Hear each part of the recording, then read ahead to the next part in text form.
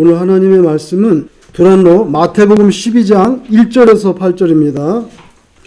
마태복음 12장 1절에서 8절 교독하겠습니다. 그때 예수께서 안식일에 밀밭 사이로 가실새 제자들이 시장하여 이삭을 잘라 먹으니 바리새인들이 보고 예수께 말하되 보시오 당신의 제자들이 안식일에 하지 못할 일을 하나이다. 예수께서 이르시되 다윗이 자기와 그 함께한 자들이 시장할 때 한 일을 읽지 못하였느냐. 그가 하나님의 전에 들어가서 제사장 외에는 자기나 그 함께한 자들이 먹어서는 안 되는 진설병을 먹지 아니하였느냐. 또 안식일에 제사장들이 성전 안에서 안식을 범하여도 죄가 없음을 너희가 율법에서 읽지 못하였느냐. 내가 너희에게 이르노니 성전보다 더 큰 이가 여기 있느니라. 나는 자비를 원하고 제사를 원하지 아니하노라 하신 뜻을 너희가 알았더라면 무죄한 자를 정죄하지 아니하였으리라. 인자는 안식일의 주인이니라 하시니라. 아멘. 자, 오늘 이 본문에는요, 예수님의 제자들이 이제 예수님하고 같이 갔는데 너무 배가 고파가지고 밀밭 사이로 가다가 그 밀밭 사이 이삭을 탁 잘라가지고 먹었다는 거죠. 잘라서 먹었는데 누가복음에 보면은 어떻게 먹었냐면 이렇게 비벼가지고 먹었다 그랬어요. 그래서 비벼가지고 후 불어가지고 이제 먹었다는 거죠. 그런데 그게 바리새인들이 그걸 보고서는 안식일의 규정을 어겼다는 거예요. 안식일의 규정은 정확하게 39가지가 있습니다.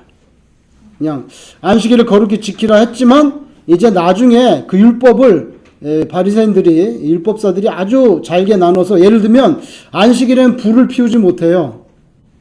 불을 피울 수 없어요. 39가지 중에. 그러면은 무슨 말입니까? 쿡을 할 수 없다는 뜻입니다. 그래서 안식일에 쿡을 안 하니까 어떻게 해야 돼요? 그 전날 다 먹을 걸 해놔야 된다는 얘기예요. 먹을 걸 해놔야 돼요. 그런 식으로. 그 다음 안식일에 뭐 어디까지는 걸어갈 수 있는다. 아니면 안식일에는 짐을 들지 못한다. 다 있습니다. 그래서 예수님께서 병자에게 네 들 것을 가지고 침상을 가지고 걸어가라 때 침상 가지고 막 걸어갔단 말이에요. 그럼 그거 뭐예요? 안식일 날 짐을 들지 못하게 돼 있는데 그러니까는 안식일 법을 어겼다는 거예요. 그렇게 39가지가 나오는데 그 가운데 추수도 못하게 돼 있습니다. 못하게 돼 있어요. 그런데 이렇게 밀밭 가면서 이렇게 확 걷어가지고 막 비벼가지고 해가지고 그 생미를 배가 고프니까 씹어 먹었다는 거예요. 그래서 왜 당신 제자는 이렇게 안식일법을 어기냐? 뭐가 잘못됐다. 이렇게 말하는 거죠. 그러니까 예수님께서 다윗이 자기와 그 함께한 자들이 시장할 때 한 일 읽지 못하였느냐? 오늘 우리가 사무엘상 21장에 나오는 거, 그죠? 바로 그겁니다. 원래 그 떡은 누가 먹는 거예요? 제사장이 먹는 건데 줬다는 거예요. 야, 그거 못 읽어봤어? 여러분, 그 떡은 무슨 떡이냐면요. 떡이 12개예요. 12개. 12개는 이스라엘의 지파가 12지파잖아요. 그래서 12지파를 상징하는 거예요.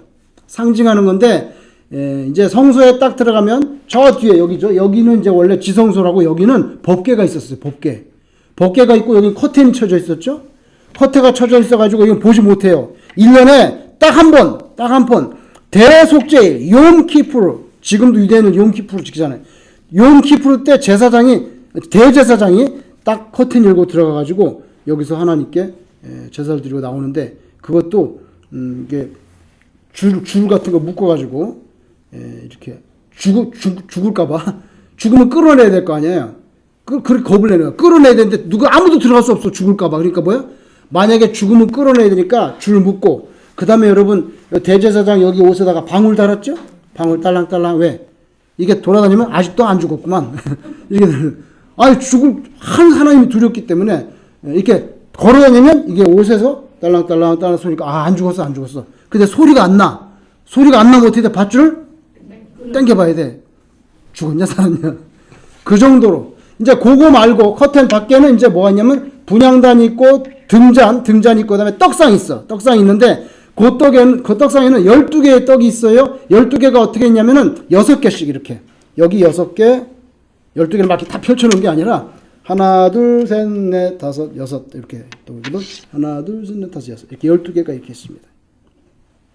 한국말로 이걸 진설병이라고 번역을 했는데 아마 중국 성경을 그대로 번역했을 거예요. 그건 제가 못 찾아봤지만 분명히 중국 성경을 번역했을 거예요. 지난번에 보혜사도 그대로 번역했더구만.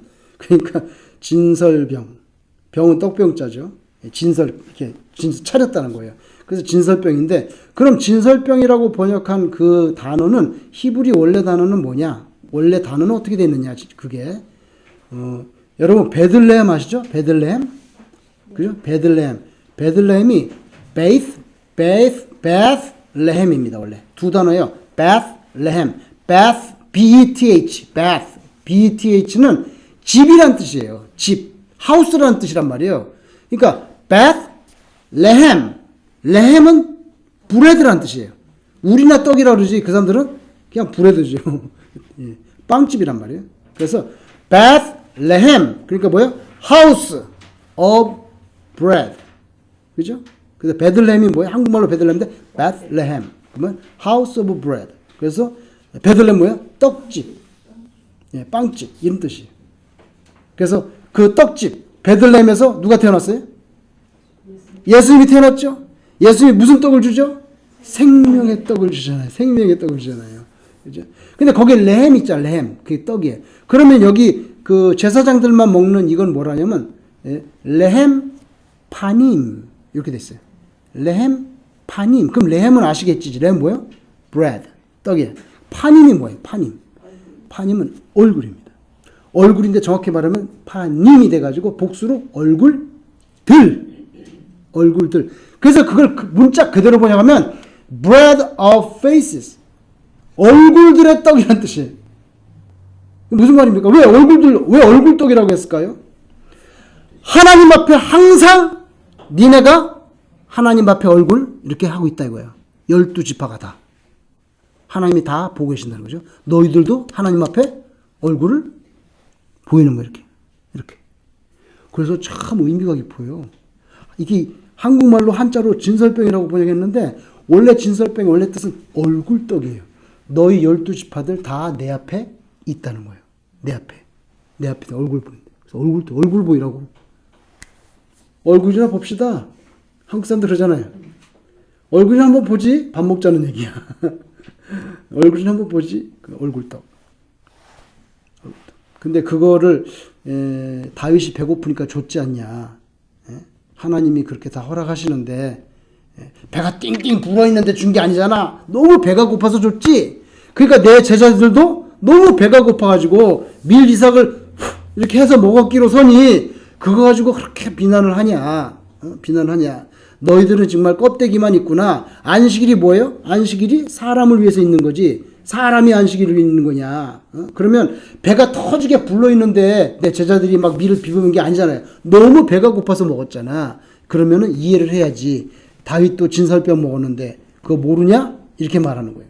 그러면서 자, 그걸 또 한 가지 예를 들어서 안식일에 제사장들이 성전에서 막 일을 해. 그죠? 자기네 안식일에 일하잖아요. 제사드리고. 근데 그거 문제가 돼? 안 돼요? 안 되죠. 안식일에 일하지 말라 그랬지만은 제사장 레위인들은 문제가 안 된다는 거예요. 제사장 레위인은 그날이 본업인데 문제가 안 된다는 거예요. 그러면서 뭐라고 써요? 내가 너에게로는 성전보다 더 큰 이가 여기 있다. 성전보다 더 큰 이가 누구예요? 바로 예수님이라는 거예요. 자, 여러분 이렇게 돼 있습니다. 잘 보세요. 이 세상에는요 하나님의 임재를 상징하는 게 뭐냐면 성전입니다. 구약시대에 성전이에요. 그래서 하나님 다음으로 제일 그 중요한 게 뭐냐면은 성전이에요. 아시겠어요? 구약시대에 하나님 다음으로 제일 중요한 게 성전이에요. 성전 하나님의 임재를 상징하기 때문에. 그런데 예수님께서 뭐라고 말씀했습니까? 너에게로는 성전보다 더 큰 이가 여기 있다. 그럼 성전보다 더 크면 자기가 뭐야? 하나님이라는 뜻이에요. 이런 뜻이에요. 왜냐하면 구약시대에 하나님 다음에는 성전이거든요. 근데 성전보다 더 큰 건 누구밖에 없어요? 하나님밖에 없어요. 내가 하나님이고 내가 안식일에 뭐요? 주인이야. 내가 안식일 주인이야. 뭐 이렇게 많아. 어디다 대고? 그래서 너희가 잘 모른다. 성전보다 더 크니 예수님이 바로 하나님이라는 걸 말씀했고요. 그러니까 이 오늘 사건은요, 이 사건을 통해서 예수님의 정체성도 드러났어요. 아시겠어요? 예수님의 정체성. 안식일 날에 밀 부벼 먹은 것도, 안식일에 범한 거는 맞지만 너무 배가 고파서 했으니까 다윗이 진설병 먹은 것도 용납하신 것처럼 용납이 된다 하시면서 바리새인들의 그 완전히 그냥 껍데기만 남아있는, 정말 인간을 사랑하는, 영혼을 사랑하는 마음은 없고 껍데기만 남아있는 것을 집착하시면서 동시에 예수님이 하나님이라는 정체성도 드러내셨어요. 이번 사건에서. 그리고 여러분, 마태가 책을 써나갈 때 왜 12장에서 갑자기 여러분 12장에서 왜 갑자기 이 밀밭 지나가다가 이거 부벼서 먹은 거, 이거 안식일에 먹어가지고 문제가 됐다면 안식일에 다른 날 먹으면 안 되는데 안식일에 먹을 때 문제가 돼. 왜 이게 나온 줄 아세요? 그것은 책을 써나가는 마태 입장에서 볼 때 11장 끝에 무슨 이야기가 있었나요? 지난주에 11장 끝에 무슨 이야기 있었죠? 자, 수고하고 무거운 짐진 자들아 다 내게로 오라. 내가 너희를 쉬게 하리라. 내 멍에는 쉽고 내 짐은 가볍다. 뭡니까? 율법은 좋은 것이지만 율법주의는 나쁜 거예요. 율법은 좋은 것이에요. 지켜야 돼. 그런데 그 율법을 위한 율법, 껍데기만 남은 거, 하나님께 대한 진정한 사랑, 인간에 대한 존중이 없이 그냥 형식으로 그 의식, 리추얼만 남아있는 거, 그건 잘못됐다 이거예요. 그 율법 중에 가장 헤비하게 짓누르고 있는 게 뭐냐면 안식일법이에요. 구약에, 유대인들에게. 제일 헤비한 뭐야? 안식일에 39가지 하면 안 돼. 지금도 유대인들, 정통 유대인들 여러분 스위치 안 킵니다. 안식일날 저 스위치 안 킨다고요. 왜? 불을 켜지 말라 그랬는데 안식일 저 키면 불이 켜지잖아. 그래서 어떻게 돼요? 금요일날 해지기 전에 다 불을 켜놔요. 대낮에 다 켜놔요. 왜? 안식일에 하면 안 되니까. 여러분 유대인들이 재단 이사를 있는 병원 가보세요. 엘리베이터 어떻게 됩니까? 네? 엘리베이터가 어떻게 되어 있습니까? 병원에. 자동으로.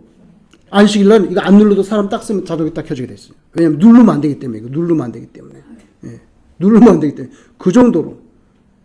그리고 스위치를 만약에 깜빡했어. 금요일날 저녁에 스위치 켜는 거 깜빡하면 옆집 가서 사람 불러옵니다. 진짜로 불러옵니다. 옆집 사람 불러가지고 이 스위치 좀 눌러달라고 그래요. 이게 진짜예요. 옷에 벌어지는 일이라고. 그래서 여러분 유대인들 뭐 아주 진짜 웃기는 사람이다 그러지만 그 정신은 살아있어요. 정신은 배워야 돼. 예, 그래서 오늘 이 사건을 마태가 여기다 기록한 것은 뭐냐면 수고하고 무거운 짐진 다 내거로 내가 너희를 쉬게 하리라 했기 때문에 그 안식일 법을 이렇게 벗겨주는 거예요. 사실은. 벗겨주는 거예요. 그래서 그 율법 중에 제일 무거운 짐이 뭐냐면 안식일 법이에요. 이거 쉬게 해주는 것을 여기에 마태가 딱 바로 이어서 꽂아둔 거예요. 이 마태가 이 복음서를 쓸 때 그렇게 해서 그냥 북 가는 대로 수필 가는 대로 쓴 게 아니라 그랬잖아요. 그렇지 않아요. 절대. 물론 다 하나님의 감동하심으로 썼지만 쓰는 건 뭐예요? 사람이 나와서 마태가 쓰는 거잖아요. 그래서 이 의미가 있다는 거예요. 근데 여기서 한 가지 우리가 주의할 게 있어요. 그건 뭐냐면 그럼 하나님께서 그렇게 자유를 주셨으니 우리가 마음대로 주일날 막 그냥 세상적으로 그건 안 되지. 왜냐하면요 보세요. 정말 배가 고팠을 때 밀을 부벼 먹었으니까 문제가 안 됐지. 그죠? 배가 띵띵 불어있는데도 그랬으면은 하나님 예수님이 그거는 용납을 하지 않으셨을 거란 말이에요. 그러니까 그걸 우리가 예수님께서 우리를 무거운 짐을 쉬게 해준다는데 그걸 남용해서는 안 돼. 정말 배가 고픈데 먹을 길이 없으면 주일날도 밖에 나가서 밥을 사 먹을 수가 있다고 생각해요. 그런데 배가 안 고파. 아무 문제가 없어. 배가 안 고파. 그런데 그렇게 하는 것은 별로 성서적이지가 않다. 왜냐하면 구약시대의 안식일 개념이 우리 기독교에 들어와서는 주일의 개념으로 이게 트랜스퍼가 됩니다. 그러니까 안식일을 중요하게 여기는 것만큼 주일이 중요한 거예요. 구약시대의 할례는 신약시대에 와서 뭐로 바뀝니까? 세례로 바뀝니다. 이렇게 바뀝니다. 하나님의 그렇게 바뀌어요. 그래서 예수님께서는 그 인간의 정황을 다 이해하세요. 배고픔을 이해하지만은 고의로 남용하는 것은 그렇게 용납하지 않으신다. 그렇게 우리가 이해를 하면 됩니다. 여러분, 예수님의 제자들도 예수님이 창조주인데, 하나님의 아들이시고, 예수님의 제자들도 항상 배가 이렇게 불러가지고 다닌 거는 아니라는 거예요. 얼마나 배가 고팠으면 그게 무슨 맛이 있겠어요? 미리사이 그게. 생쌀은 씹어 먹어보셨지? 생쌀 씹어 먹으면 나중에 구수한 맛이 나오잖아요. 그죠? 생쌀을 씹어 먹어보셨어요. 그걸 아주 많이 씹어 먹어보신 분 중에 대표적인 분은 바로 우리의 어머니입니다. 나 국민학교 때 밤에 일어나가지고 우리 오마니가 부엌에 가서 생쌀을 씹어 먹고 있는 것을 제가 보았습니다. 다음 주부터 우리 어머니가 나오실지 안 나오실지 그 생쌀은 맛이라도 있지.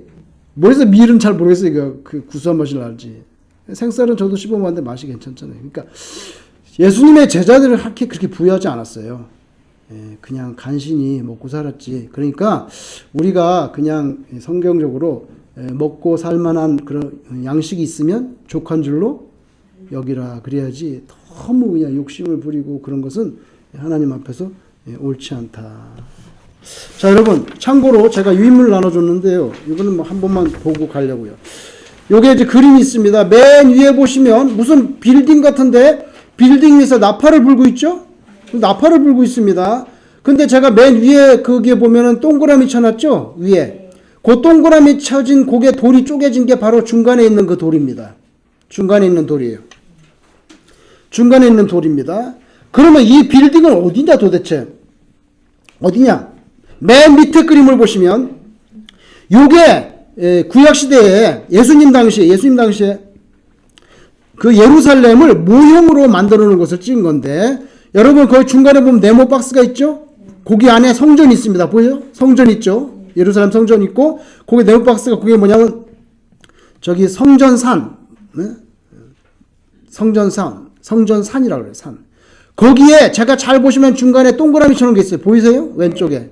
예. 그 동그라미 쳐놓은 부분이 바로 맨 위에 있는 부분이고요. 그 맨 위에 있는 그 동그라미 쳐져서 돌 깨진 게 중간에 있는 것입니다. 이게 발견이 됐어요. 누가 발견했냐면은 벤자민 마자르라고 하는 사람이 발견했는데, 벤자민 마자르라고 하는 사람은 뭐 하는 사람이냐? 예루살렘의 히브리 대학에, 히브루 유니버시티 인 제루살렘, 예루살렘의 히브리 대학에 오랫동안 비브리컬 아케올로지, 비브리컬 히스토리 앤 아케올로지, 그 성서 역사와 고고학을 가르쳤던 교수입니다.